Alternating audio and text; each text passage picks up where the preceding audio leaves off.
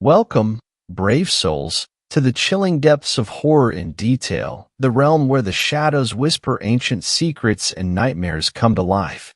I am your guide through the darkness, and on this channel, we delve into the spine-chilling world of Skinwalker horror stories that will send shivers down your spine. First story. What it's really like to be a matured Skinwalker. I tried to jot down all the explanation that came to my mind last night, and rereading it made me realize it was oddly difficult for others to understand.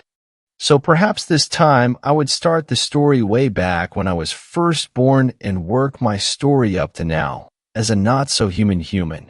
I'm a Skinwalker, or I figure that's what I'm called. Yep, that scary folklore kind of Skinwalker. First, let's clarify. No, we are not dogs with no tail or guys who walk on fours. We are not witches. We are not, once human, either. What you have read and watched online are lies, adaptations, and exaggerated versions of Skinwalkers during our early state of development. Think of a toddler learning to walk and talk. Being a dog, a fish, a deer, a bird, half a bird, or even the first few humans was our toddler phase. We were learning to mimic. I was born a spherical fleshy core the size of a pea, with an eye, a tail, and a mouth. A round red lump of tadpole red meat creature capable of seeing, eating, and doing some extraordinary things to survive. It is hard to have one word that describes what Skinwalkers do as infants. In fact, I don't think we even have a word for that. So I will try to break it down so everyone can understand the step-by-step process of us growing up. As a baby, I was durable and animalistic.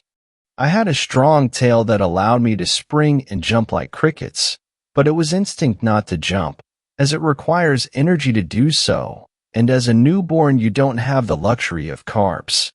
We were vicious, opportunistic hunters, and we had our foul odor to attract the first prey. Unlike other tadpoles who started underwater and preyed on fish, I started alone on land, probably because of my parents' choice of birthing location. My first prey was a bear cub during warmer season, which I was very proud of. It sounds way cooler to hunt a bear than a fish. I jumped into its nostril as it was sniffing me, then I wiggled my way up to the brain area. Their instinct told me to do three things: eat, copy, replace. I feasted on a small portion of the brain and quickly fell asleep. When I woke up, my first thin layer of protection had already coated my red skinless self, as if the resting time was my body breaking down the structure and chemicals of what I just consumed. It automatically made an exact copy of said portion. There I had my first apartment, inside a bear cub whose brain I gradually ate and replicated until one day I was completely able to control its limbs, although imitating the movements of other bears was awkward and proven to be an ugly task. The outer layer of myself at that point was the exact size of the bear's real, no longer exists, brain, while my real self, the red tadpole that I was, with an eye and a mouth, was resting peacefully inside, like a snail. Except the fact that I have two shells when you think of it, the bear body itself, and the layer I made that looked and functioned like a bear brain. The bear's head at that point was hollow without me. Soon I learned to behave and hunt salmons like other bears. Soon I learned to shrink and expand my brain shell. Then I learned how to temporarily travel outside of that shell. I would shrink my real body, open a small hole of this brain, and venture south to feast on the spinal bone marrow. It took me days to finally eat all of them and come back up top. Although I was very young, my dexterity allowed me to glue the brain shell to the fake spinal cord that I just made. Soon I realized I no longer had to venture out and use my real mouth to eat. I can consume the bones, muscles, and veins of the bear, as long as it touches my outer layer, the fake brain, and the fake spinal cord. However, the indirect eating process is significantly slower than eating with my mouth, as the enzymes my shell produced were not as concentrated. I gradually ate and faked the bear inside out. Then I learned to soften and harden my bear shell so I could shrink even more, to the point it felt like it was but a thin layer of meat wrapping around my tadpole core. I ate and cloned all the bones and muscles of the bear but left the fat and the skin, as it was nasty to consume. Had I shrunk my shell and left the bear there, it would have been nothing but its skin on the ground. Imagine a skinless, fatless adult brown bear walking around, or half of that imagery walking around. The tales of skinwalkers being dogs with no lower half, deer with no tail, humans who walk on fours probably stemmed from there. People saw our very first attempts to mimic living creatures, and we weren't so masterful at disguising. Again, we were toddlers. I didn't leave the bear and venture out as a skinless monstrosity, though. I lived in my comfortable home for a long while, until one day I smacked a domestic dog unconscious at night. I shrank all of myself as much as possible and left the deflated bear via its mouth. I grew from the size of a pea to a kidney bean before I left. I then wiggled my way to the dog's brain through its mouth. There I ate the brain within hours of the night. However, in the middle of my feasting poured in a new experience. I'd call it not food-related good memories. At first it was foreign and shocking to me, for I ate the bear's brain since it was a young cub. My entire memory as the bear was simply the joy of me eating salmons and berries. But when I was in this dog, it was something else. Joy and happiness that weren't associated with food, but with a foreign creature that was significantly taller than me, and in the dog's memories the creature always showed its teeth as if it was trying to eat the dog. I learned that showing teeth means aggression behavior back when I was a bear, because that was what older bears did. They tried to scare each other with their teeth.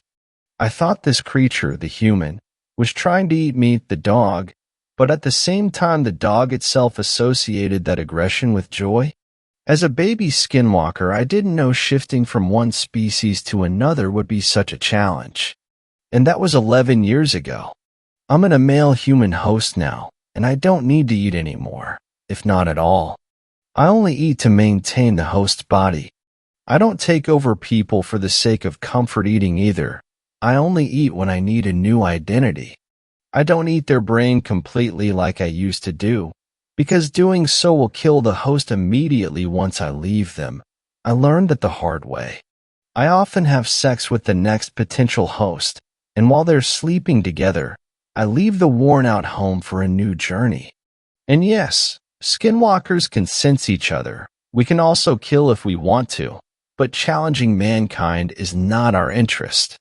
We just want to survive and thrive as a species. It's no use trying to irritate the host. Second story. The Singing Skinwalker. This story was told to me by one of my good friends, who's of Navajo descent on her father's side. It happened several years ago, when she was spending the last 2 weeks of summer visiting relatives on a reservation in New Mexico, and is by far one of the creepiest things I've ever heard. My friend, Jessie, was 12 at the time and playing outside with her cousins. They were tossing a frisbee around, and one of the younger kids threw it too hard. It flew over the fence and was swallowed up by a small grove of parched bur oak trees. Jessie, being the eldest, went to retrieve it, leaving her 11-year-old cousin Ellie in charge until she got back. The sun was setting, lighting up the sky in brilliant shades of orange as Jessie made her way over to the grove. After some poking around, she found the frisbee caught in one of the tree's branches. As she climbed, she began to sing an old Navajo song, but paused when her body suddenly went cold. That's exactly how Jessie described it to me, cold, as if she'd been dunked in ice water. You know that annoying, scary story cliché of feeling like you're being watched? Well, it's only cliché because it's true. Jessie could feel a pair of eyes following her even when she looked around her and saw nothing. Seriously creeped out, she grabbed the frisbee and ran back to her grandmother's house, just in time to see the old woman step onto the porch and call for the kids to come inside. The true horror didn't start until several hours later. Jessie, her cousin Ellie, and Ellie's little sister Clara were asleep in their grandmother's guest room when Jessie woke up to the strangest sound she'd ever heard. She described it to me as a cross between radio static and the noise an old movie reel makes. At first, it sounded distant, but after a minute or two, Jessie realized it was getting closer. Beside her, Ellie rolled over and muttered, "What is that?" "Don't know," Jessie whispered. The girls waited, holding their collective breath. By now, the sound was right outside the window, and Jessie realized it was singing. At this point in her retelling of the story, Jessie went white and began glancing over her shoulder. She told me the song was the exact same one she'd been singing in the tree grove earlier. It sounded so wrong, she said, rubbing her arms as if a cold breeze had rushed by her. "Remember when we listened to that clip of the very first recording of a human voice? How weird it sounded." When I nodded, Jessie added, "It was like that, but a little clearer. Somehow, that made it even worse." Jessie and Ellie were both terrified, while Clara, unaware, slept on. Through the thin blue curtain over the window, they could see the dark shadow of something peering in at them. To this day, Jessie can't explain what motivated her to get up and see for herself, since she was scared shitless. Ignoring Ellie's protests, she slid out of bed and walked across the room on shaky legs. As soon as she drew back the curtain, she regretted her decision. Staring back at her was the most horrifying creature she had ever seen. It had the head of an emaciated deer, with antlers like dead tree branches and eyes so black they seemed to absorb the faint silver moonlight. It had a scrawny humanoid body with abnormally long arms and legs, and as Jessie stood there, caught in its hideous gaze, it raised a clawed hand and scratched at the window with a horrible screeching sound that made Jessie's skin crawl. It was Ellie's scream that jolted Jessie out of her terrified stupor. She stumbled back from the window and landed on the carpeted floor. Clara woke up and began screaming too. Then their grandmother ran in and turned on the light. The thing at the window had vanished, leaving behind 3 long scratches in the glass and 3 terrified little girls. Jessie's grandmother managed to calm the hysterical children enough so they could tell her what had happened. As she listened, her age-weathered face became progressively paler. She hustled the girls downstairs to the living room and made up a bed for them on the couch. She then sat by them all night, and whenever one of them asked her what was going on, the old woman simply shook her head. Needless to say, Jessie and her cousins didn't sleep for the rest of the night. The next morning, Jessie's grandmother announced that everyone was to stay inside that day. No arguments. She looked so shaken nobody dared protest. Around noon, she called for a medicine woman to come and bless the house. Later, after the woman left, Jessie marched into the kitchen where her grandmother was loading the dishwasher. "Tell me what that thing was," she said bluntly. Her grandmother sighed and motioned for Jessie to sit down. "You have heard the legend of the Skinwalkers, yes?" Jessie frowned and nodded, vaguely recalling the story. "So that was a skinwalker?" Her grandmother nodded. "Yes." "Grandma," said Jessie as a light dawned, "I think it overheard me singing in the tree grove yesterday." Her grandmother's dark eyes narrowed. "Why do you say that?" "Because it was singing that same song. You know, the lullaby you used to sing to me when I was little." Her grandmother was silent for a long time before whispering, "You are a very lucky girl, Jessica, but luck has its limits. From now on, you must be more careful." The look in the old woman's eyes as she spoke those words still haunts Jessie to this day. As I said earlier, that was years ago, 7, to be specific. Jessie has returned to the reservation many times, each without incident, but she has never set foot in that tree grove again, and probably never will. Jessie's grandmother died this past March, at the age of 87, and Jessie later moved in with her aunt for the summer so she could help clean up the old house, which the family was going to rent out. She had been there for about a week when I went down there to visit her. On my first night, we sat on the porch and drank some beers, and I found my eyes drifting towards the tree grove. So that's where it all happened? Jessie shuddered and nodded. Yep. Tomorrow, I'm taking you to the medicine woman and have her bless you. Is that really necessary? The look Jessie gave me nearly turned me to stone. You think nothing will happen to you because you're white. But when you're in Navajo territory, you're in Skinwalker territory. Take caution. I nodded. Yes. That night, I swore I heard radio static outside the house. When I brought it up to Jessie the next morning, she didn't speak, but grabbed my arm and practically dragged me to the medicine woman, where I was blessed. Nothing happened for the rest of the trip, and I went back to the city unscathed. I didn't post this here with the intention of teaching a moral, but I suppose if there is something to be learned from the story of the singing Skinwalker, it's that there are things out there we can't explain. The look in Jessie's eyes when she recounted her experience told me everything I need to know. What she saw truly horrified her, and all I can say is, I'm grateful I didn't have to go through it myself. Third story. There's a Skinwalker in my neighborhood. I had heard of Skinwalkers before, but always just assumed they were the Native American version of werewolves, so I never gave them much thought.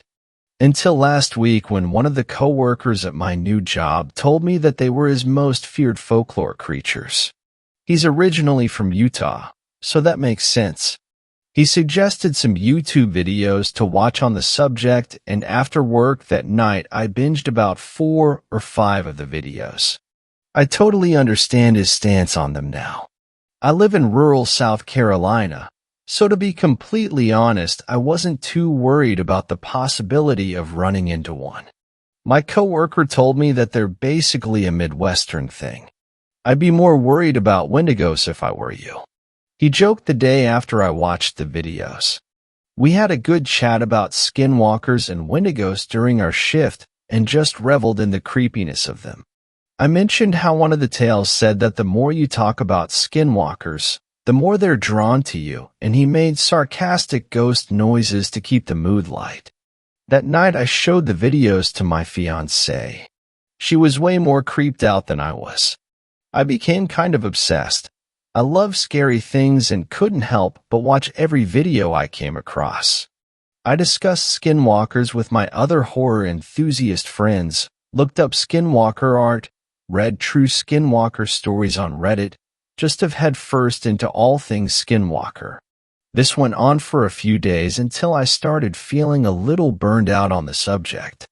I live in a fairly nice neighborhood where all the houses are on one side of the street.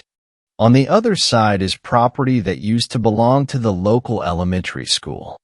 The building is on the next street over, so basically it was like the school's backyard or whatever. The school shut down about 30 or 40 years ago, and the county just let nature reclaim them. So directly across from my house is an old chain-link fence and just overgrown woods. 2 nights ago, while I was smoking a cigarette, I heard leaves rustling across the street. I didn't bother looking up from my phone. I live across from woods. It was probably a deer. The rustling stopped, then started again, and it sounded like whatever was over there was running back and forth along the fence line, panting like a dog. This caught my attention. There had been a few rabies cases in my town 2 months back, so a strange dog running around in the middle of the night was definitely something I'd want to keep an eye on. I look up from my phone in the direction of the sounds, and they just stop. It was like the thing knew I noticed it. I strained my eyes trying to see what it was, but it was obscured by the overgrowth. I didn't look away. Must have stared at the spot for at least a minute. It didn't make another sound, didn't move again, so I knew it was still there. A chill ran down my spine, and I began thinking of every Skinwalker video I had watched over the last week, and I felt sick to my stomach. I quickly put out my cigarette and went inside. The next morning, I took my dog out for a short walk. She's a pugzoo named Honey and is like my child. Me and my fiancé taught her that pee-pee poop means it's time to go outside to potty. It's the cutest thing. Anyway, this particular morning I take her out to the front yard to do her business. She pees and then walks around sniffing for about 5 minutes before walking to the side of the street and sitting down. She's never done this before, so I was a little annoyed. I tugged on her leash lightly and tried to coax her back toward the house. Come on, honey. Gotta poo-poo. She didn't budge. This dog could be stubborn sometimes, but this was something else. She tugged back against the leash and just stared across the street, sniffing the air occasionally. It was then that I realized she was staring at the exact spot that I heard the thing the night before. I got goosebumps and I quickly picked her up and began walking back to the house. As I got closer, I noticed something on the ground by my front steps.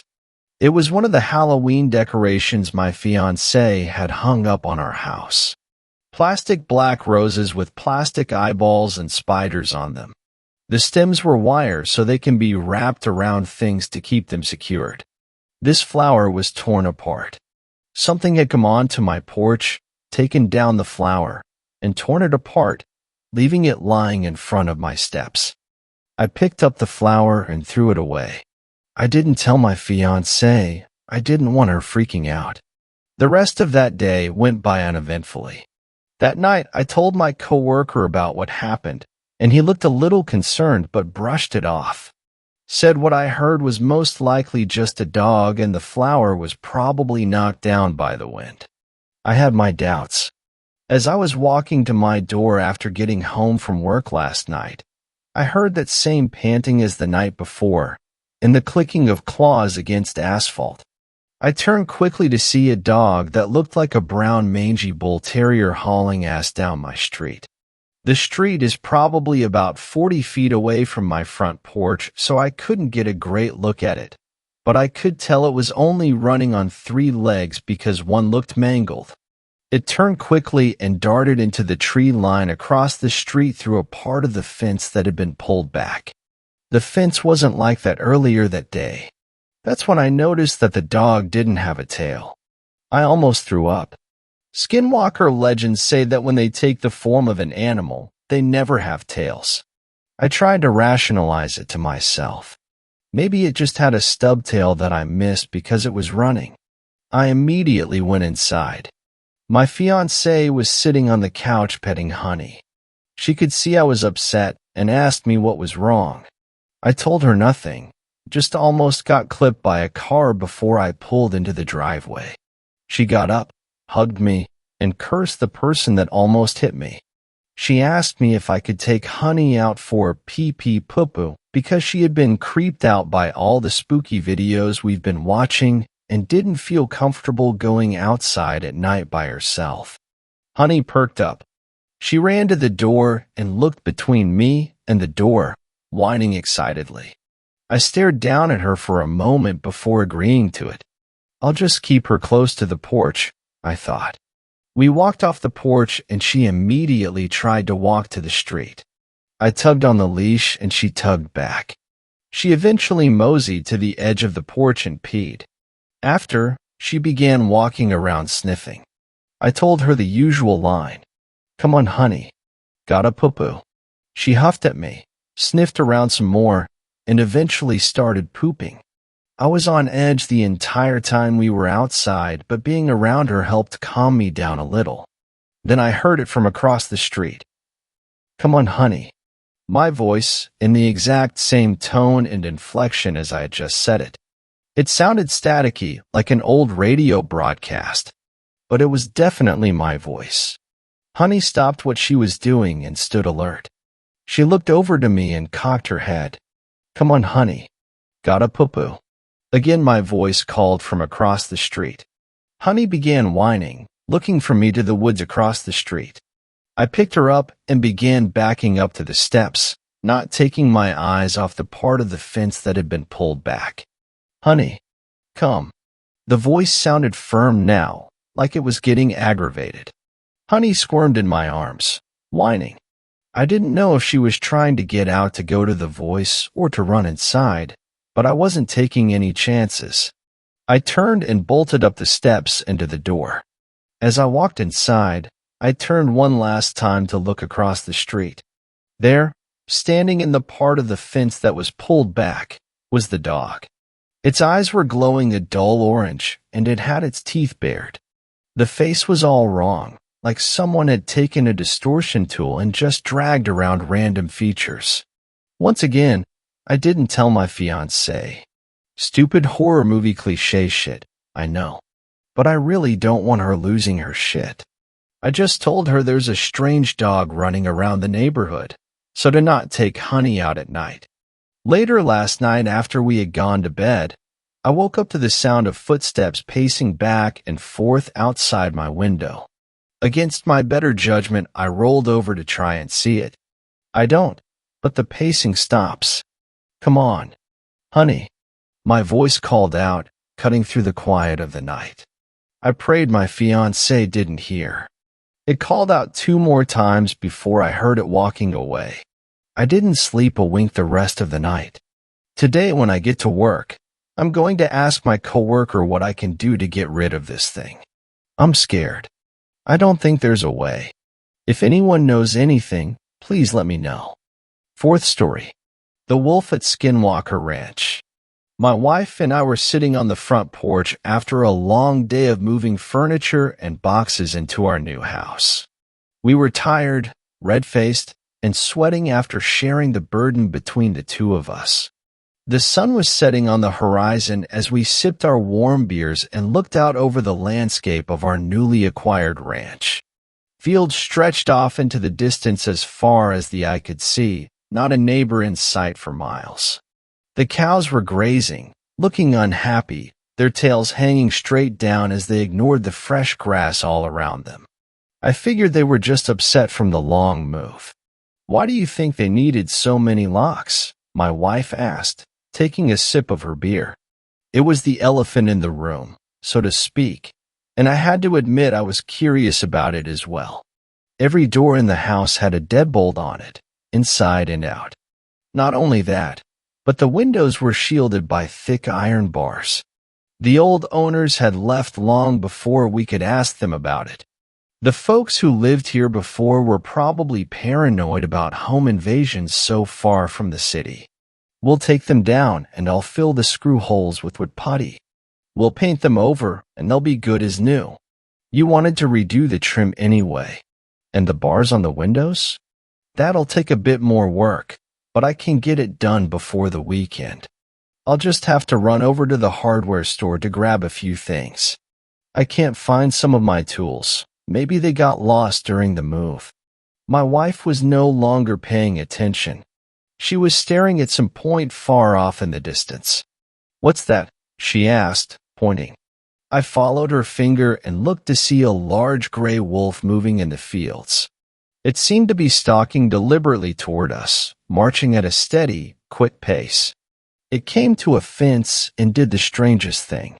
Instead of leaping over it or burrowing under it, as I'd expected, it stood up on 2 legs like a person, grasped the loose corner of the wire fencing, and pulled it up, ducking between the strands and stepping through, one leg after the other. It was exactly how I would have done it. Once it was on the other side, it went back on 4 legs and started its progress toward us again. Then it looked up and saw us staring at it. The gray wolf stayed still for a few seconds, then disappeared in the tall grass suddenly. It was just gone.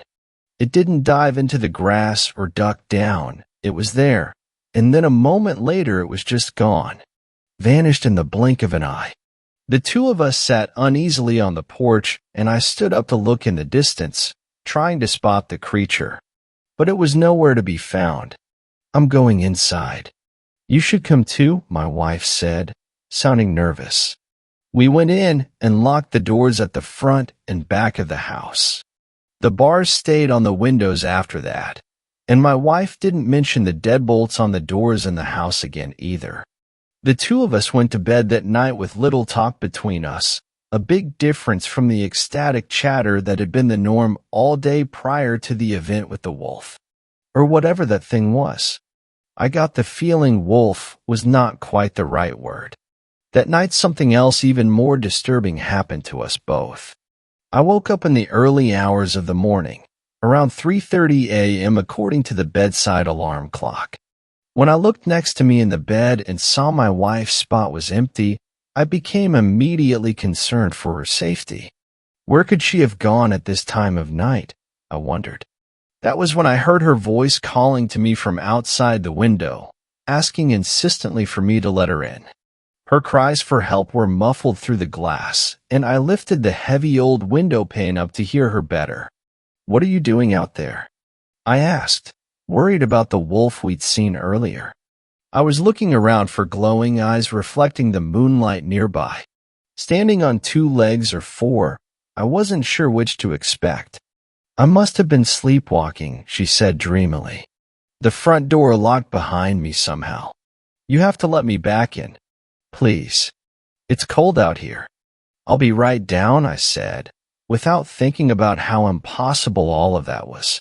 I was only concerned for her safety at that moment, and she had been known to sleepwalk occasionally, so that part seemed to make sense. I raced down the stairs in my boxers and grasped the front door knob in my hand, turning it. Thankfully, it was locked, or who knows what might have happened. Reaching up to turn the lock, I was startled to hear a voice behind me. "What are you doing?" my wife asked. I jumped at the sound, my heartbeat quickening. But what terrified me even more was what I had just seen outside. Given the time frame it had taken me to get downstairs, it was impossible that it had been her. It was like someone else had been out there, wearing her skin and speaking in her voice. Looking at the woman standing in front of me, I had no doubt it was Christine, my wife. Panting, I walked over to her and hugged her tightly. "What's wrong?" she asked. I didn't answer, afraid she would think I was losing my mind. Some things we don't share with anyone, not even our significant others. We take them to our grave, afraid that if we speak of them out loud it will make them true, and it will make the source of the impossible things return. So instead I just took her hand and led her up the stairs, looking back nervously over my shoulder at the front door, waiting for the sound of a key turning in the lock, or the sound of it being broken down by powerful forces beyond my control. Instead, there was a gentle knock, polite almost at first, but then the fist began to pound against the front door of the house louder and louder, more and more insistently. My wife stopped, turning around to look at me on the stairs. "Who could that be at this time of night?" she asked. "Just ignore it. Let's go to bed. They'll go away, eventually." After a few moments of hesitation, she turned around and began going up the stairs once more, taking a couple nervous looks back as she did. We kept walking up the stairs as the pounding continued, devolving into steady scratching noises that didn't cease until daybreak. "What were you doing down in the basement last night?" my wife asked at the breakfast table the next morning. Neither one of us mentioned the sounds at the door the night before. We were both trying to act like it had never happened. In the light of the morning, it seemed like a shared hallucination. A bad dream brought on by warm beer and too much time spent moving boxes without enough assistance. "In the basement?" "I wasn't in the basement," I told her. "Yeah, you were. You were calling my name, asking me to come down there." I looked at her with concern. "When was this?" "Right before I found you at the front door.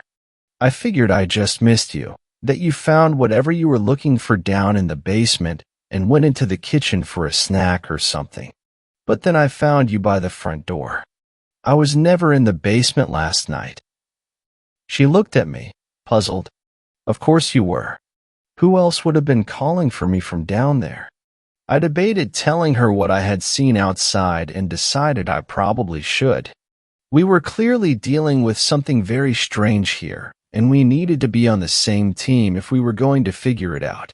"Christine, did you go outside at all last night?" "No."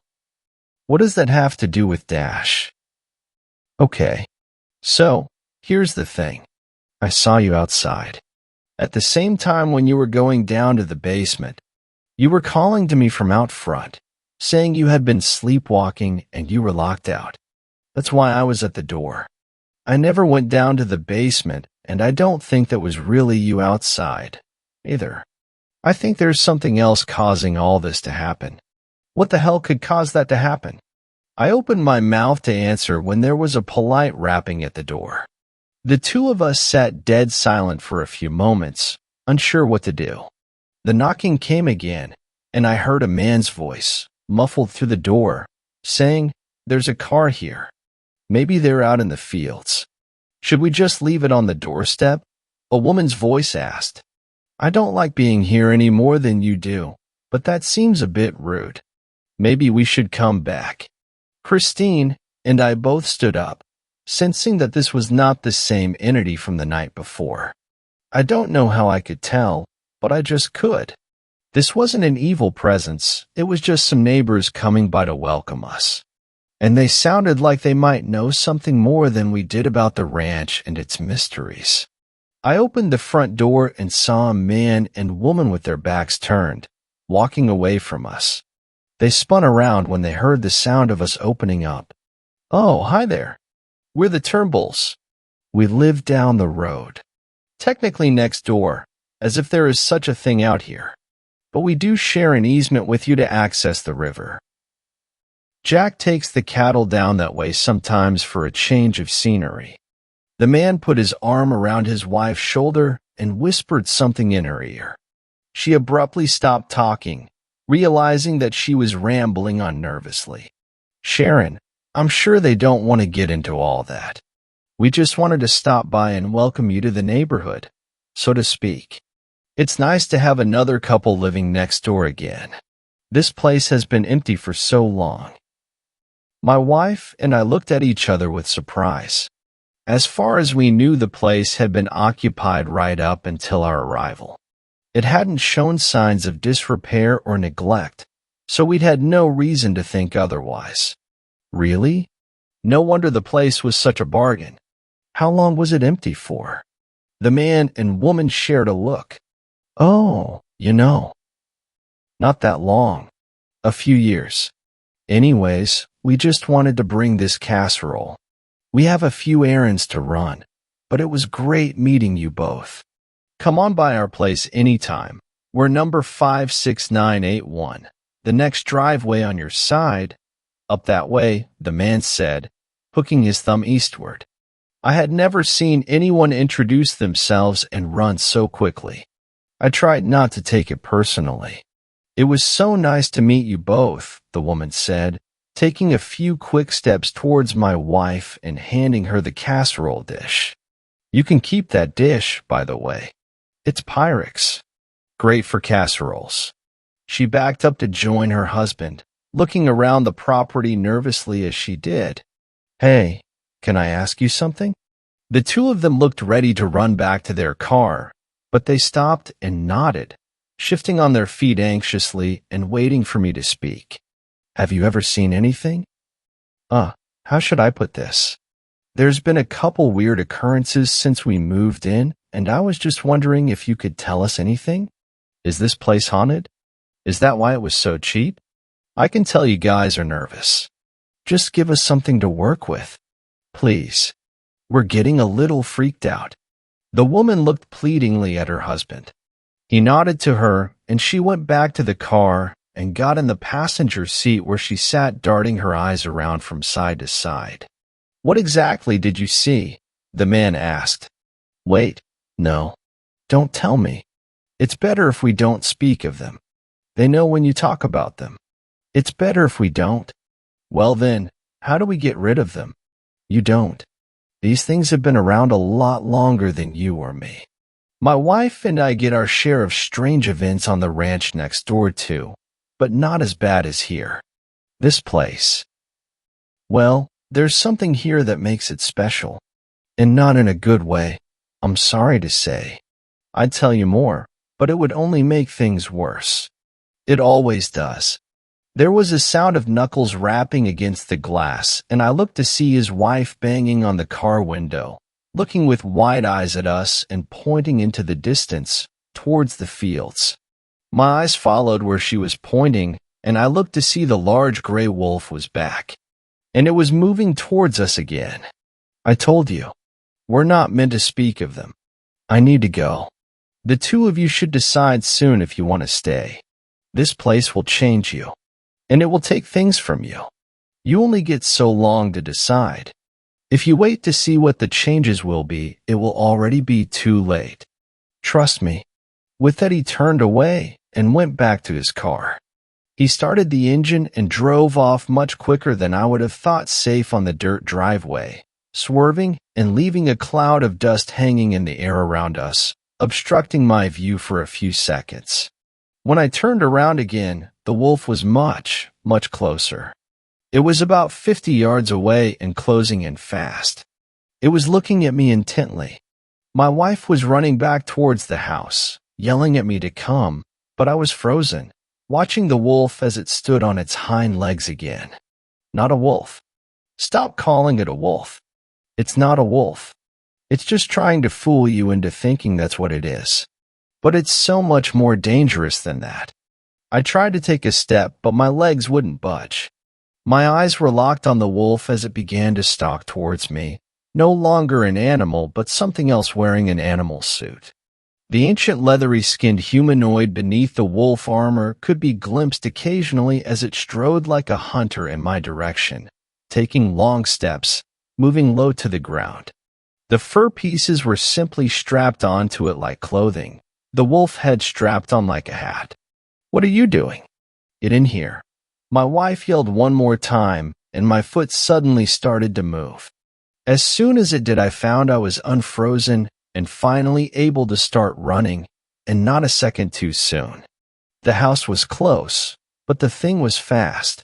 When it saw me beginning to run, it became a wolf again in an instant. The idea that it was anything but that seemed ludicrous as I watched it race towards me on all fours, its snapping jaws dripping saliva as it dove to cut me off. This thing was a massive gray wolf, through and through. It could be nothing but that. And yet my eyes had begged otherwise just a moment before. If not for my wife, it might have gotten me. But she saw what was happening and took a large rock we had been using as a doorstop and threw it straight at the thing's head. It missed, hitting the beast in the shoulder instead, but it was enough to drive it back for a brief second, which was all I needed. I ran into the house and slammed the door shut behind me. An instant later, the scratching began again. Soon there was another one at the back door, scratching it as well. The sounds continued for hours. When the noises stopped and I finally ventured outside again, I found that 3 of the cattle had been killed. The others were scared out of their wits, hiding huddled together in a corner of the field near to the house. Their eyes darted around the fields, reminding me of how the neighbors had looked as they scanned our property for the things lurking in the shadows. I was beginning to suspect we were not going to be able to stay in this place much longer. Even if we could survive, this was no way to live. That night, my wife and I sat in the living room with all the blinds and curtains drawn, discussing what we would do.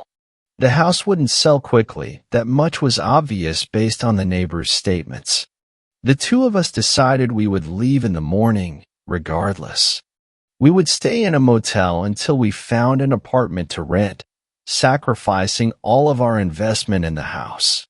Even if we put it up for sale again, it would be a long, long time before we made any portion of our money back. But it was too dangerous and too terrifying to stay. "I'm going to bed," my wife said, looking tired. "Come upstairs soon, okay? I don't want to be alone." "I'll be up in a minute," I told her. "I just want to grab a glass of water." She nodded sleepily and went up the stairs slowly, looking depressed. We had dreamed about this move for so long, and now it was all coming to ruins. I felt sad about it too.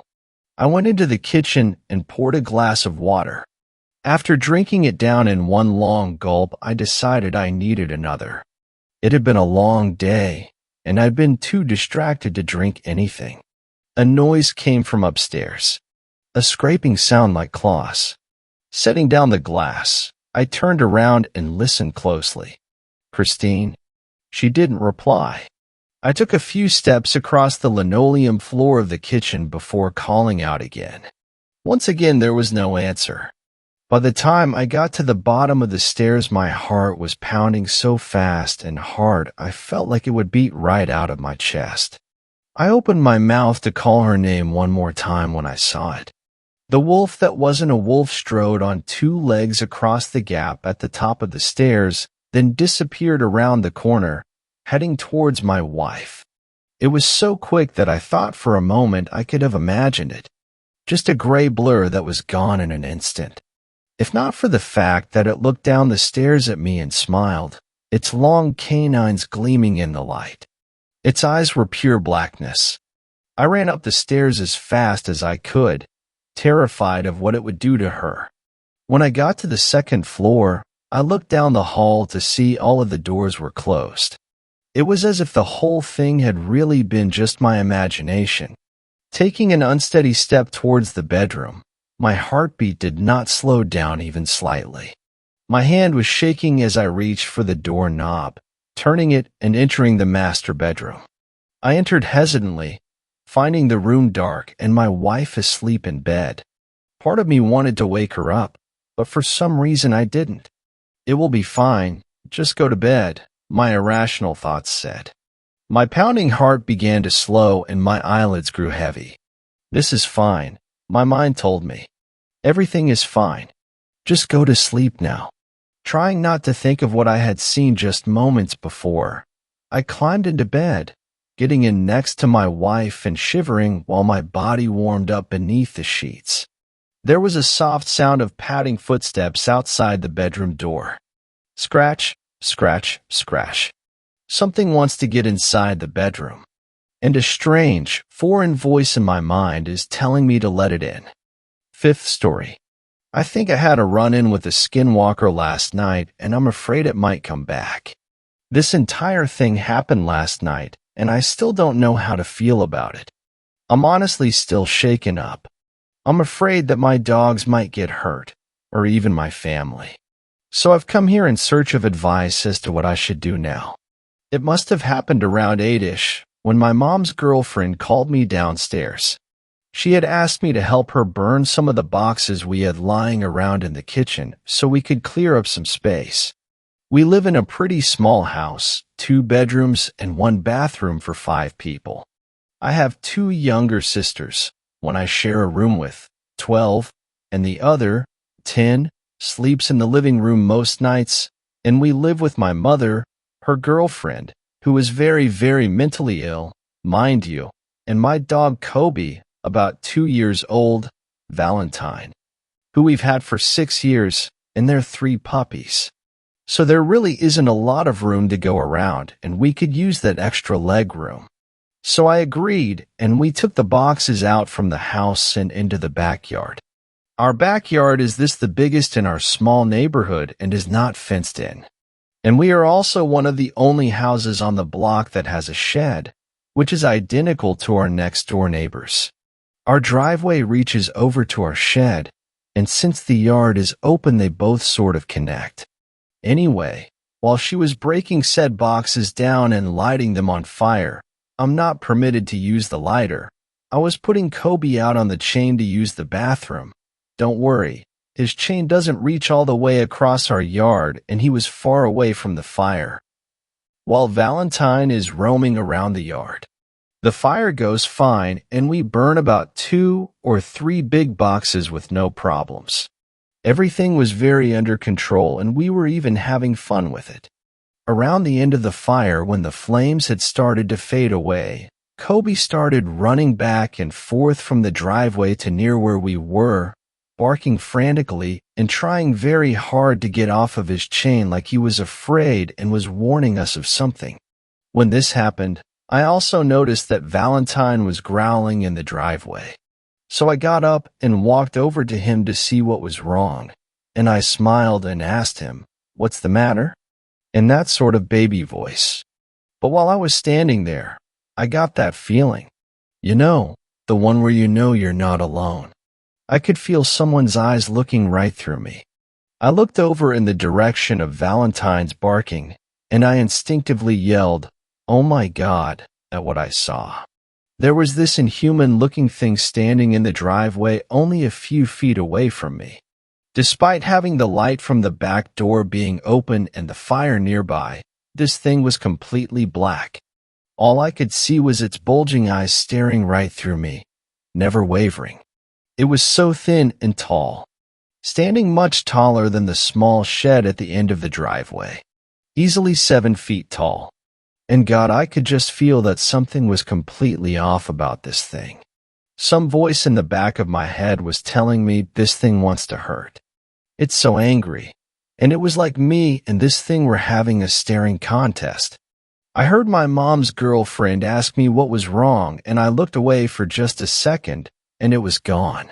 Completely disappeared, but I could still feel its energy looming around. When I told mom's girlfriend what happened, we put out the fire and we brought the dogs inside. I ran to my mom and told her the same thing I had told her girlfriend, and she tried to give me logical explanations to what I saw, but none of them really made sense. She must have seen that I was afraid and wanted to comfort me, but her excuses gave me no comfort. After that, I went up to my room with Kobe and I tried to shake off that feeling that thing had left me with, but honestly I couldn't. I was struggling for a while. I stayed up there talking with my boyfriend for maybe 15 to 20 minutes before I heard my mom calling for me from downstairs. Her and her GF had gotten into a fight, and she had locked herself in the bathroom. Mom was fine with it and simply told me to keep an eye on the food while she went to pick up my sisters from their friends' houses. So I said, okay, and went to do so while she left out the front door. Not even 2 minutes later, my mom comes rushing back inside and I hear her walk into the hallway where the bathroom is and say *girlfriend's name*. There's something standing outside watching the house and my heart sank. She finally believed me. So GF comes out from the bathroom and says that she had seen the same thing trying to peek into the windows from the bathroom, and she immediately ran to their room to grab her metal bat, and she ran out the back door, screaming, "If anybody's out here, I'll bash your fucking head in," at the top of her lungs. Regardless of the situation, my mom still had to pick up the kids. So I walked her out to the car, then quickly retreated back inside and grabbed a hammer from the closet. Kobe started slamming himself into the back door, screaming bloody murder out of absolutely nowhere. I had never seen him do anything like it before. So reluctantly, I put him on his chain so he could protect the GF while she was on the lookout. While this happened, I hid myself in the bathroom, since it's one of the only rooms in the house with a working lock, and I called my grandma who was at work and told her everything. She's a huge believer in this kind of stuff, just like I am. So she listened to what I had to say and tried to calm me down since I was absolutely losing my shit. I am normally a pretty mature and rational person, but I just felt so unsafe and everything felt off. Just when things started to calm down, the girlfriend comes running into the house and tells me urgently that something had broken the basement window from the outside and she was afraid it had gotten into the house. So I hung up on Grandma after saying goodbye, had 911 on speed dial, and we went to check. Didn't see anybody. Searched around the house and nearby and found nothing. It was like this thing was taunting us. The kids and Mom came back and still things had seemed to cool down, but I could still feel that off and uneasy feeling. Like it wasn't actually gone. Like it was waiting for the right opportunity. Grandma had called me back to say that she would be taking me to her house for the night, as I'm homeschooled unlike my sisters, and it wouldn't be an issue. The kids would sleep upstairs with doors locked, Kobe with them, and the hammer I had from before. Grandma came and picked me up after work, and on the way to her house she told me that while I was explaining all this, the hairs on her arms had stood up, and she could feel the negative energy that I was telling her about. Like she knew exactly how I felt when I said something was definitely wrong and unnatural about this thing that was tormenting us. Later on this morning, I got a call from Mom saying that after I left, she had invited some friends over to keep her company, ones with conceal and carries, and she had went to grab something from the kitchen, which is where the back door is located. And she heard Kobe's chain rattling outside and something's weight shifting on the back porch right next to the door, when everybody was inside and Kobe was upstairs. I don't know. Laying in bed and thinking about it, I think that this thing was trying to latch itself to the dogs, and that's why Kobe felt the need to be outside. He's been keeping very close to me since I've come home, and I have been very wary about going outside by myself while it's dark. I just came here hoping that someone could offer some sort of advice as to what I should do. I've dealt with paranormal stuff practically my entire life, and this feels completely different. If anybody knows what I should do, please reach out or comment on this post. I'm desperate to protect my family. Thanks a lot for watching the video till the end. Subscribe to our channel Horror in Detail. Drop your opinions/suggestions in the comments section, and like the video as it helps with the YouTube algorithm.